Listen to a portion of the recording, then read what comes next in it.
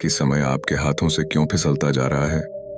कभी ऐसा लगा है कि आपके पास बहुत मौके थे, लेकिन अब पछतावे के सिवा कुछ नहीं बचा? तो ध्यान से सुनिए ये कहानी, क्योंकि ये कहानी सिर्फ समय की नहीं, ये कहानी है एक ऐसे लड़के की जिसने समय को हल्के में लिया और फिर समय ने उसे ही हल्का बना दिया। एक सुबह तक्षशिला विश्वविद्यालय का वातावरण शांति से भरा था। गुरुकुल में छात्र अध्ययन में लीन थे। वहीं एक कोना था जहां एक युवक आर्यवर्त ध्यान भटकाए बैठा था। आर्यवर्त एक बुद्धिमान किंतु आलसी युवक था। उसका मन पढ़ाई से ज्यादा आराम करने में लगता था। गुरुकुल के गुरु उसकी योग्यता को पहचानते थे, पर उसकी आदतों से परेशान भी रहते थे। हर दिन उसे समय की कीमत समझाने की कोशिश की जाती, पर वह टाल देता। अभी तो बहुत समय है, जीवन लंबा है। एक दिन आचार्य चाणक्य ने सभी शिष्यों को बुलाया।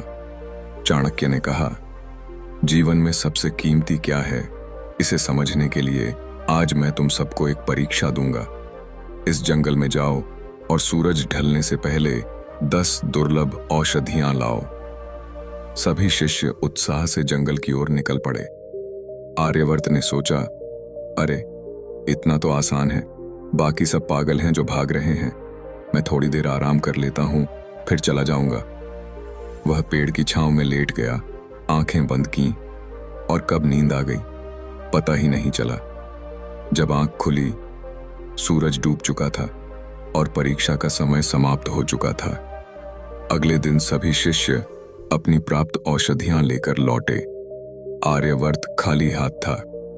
चाणक्य मुस्कुराए, आर्यवर्त तुम क्या लाए हो? आर्यवर्त झेंपते हुए बोला, आचार्य मैं समय पर नहीं जा पाया। चाणक्य ने गंभीर स्वर में कहा, समय एक नदी है जो कभी किसी के लिए नहीं रुकती। तुमने समय को खोया नहीं, तुमने खुद को खो दिया। इसके बाद आर्यवर्त को विशेष साधना के लिए वन में भेजा गया। उसके साथ कुछ नहीं भेजा गया, न भोजन, न वस्त्र, न शिष्य, न सुविधा। चाणक्य का संदेश केवल एक था, जिसने समय की कद्र नहीं की, उसे समय ही सबक सिखाएगा। वन में आर्यवर्त ने दिन रात का अंतर समझा, एक एक पल की कीमत समझी। भूख से बेहाल, ठंड से कांपता, अकेलेपन से घबराता, वहीं बैठकर उसने लिखा, मैंने समय को यूं ही गंवा दिया। अब समय मुझे सिखा रहा है कि उसका अपमान करने वाला अंत में खुद का सम्मान भी खो देता है। 1 वर्ष बीत गया। आर्यवर्त वापस लौटा, लेकिन अब वह वही युवक नहीं था। उसकी आंखों में गंभीरता थी, चेहरा तेज से भरा था। अब वह समय का पालन सबसे पहले करता, दिन का हर क्षण नियोजित करता। चाणक्य ने मुस्कुराकर पूछा, क्या अब तुम समय की कीमत समझ पाए? आर्यवर्त ने सिर झुकाकर उत्तर दिया, समय ही जीवन है आचार्य। जिसे समय की समझ नहीं, उसका जीवन व्यर्थ है। अब कल्पना कीजिए, हम में से कितने लोग आर्यवर्त जैसे हैं, जो सुबह देर तक सोते हैं, जो काम टालते रहते हैं, जो सोचते हैं अभी तो बहुत समय है, लेकिन जब समय सचमुच हाथ से फिसलता है तब पछताने के सिवा कुछ नहीं बचता। समय की 5 क्रूर सच्चाइयां। पेपाय से पहला, समय किसी के लिए नहीं रुकता।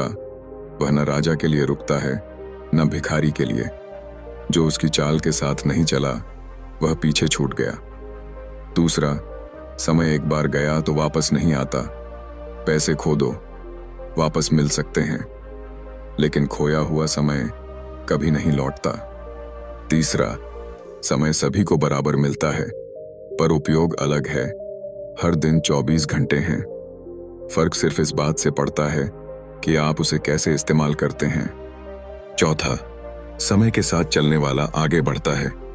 वे लोग जिन्होंने समय का सही उपयोग किया, वे इतिहास में नाम बना गए। पांचवा, समय को हल्के में लेने वाला बर्बादी का रास्ता चुनता है। आलस्य, लापरवाही और टाल मटोल करने वाले समय को खोकर जीवन भी खो बैठते हैं। चाणक्य ने स्पष्ट कहा है, जो व्यक्ति समय का सदुपयोग करता है, वह निर्धन होते हुए भी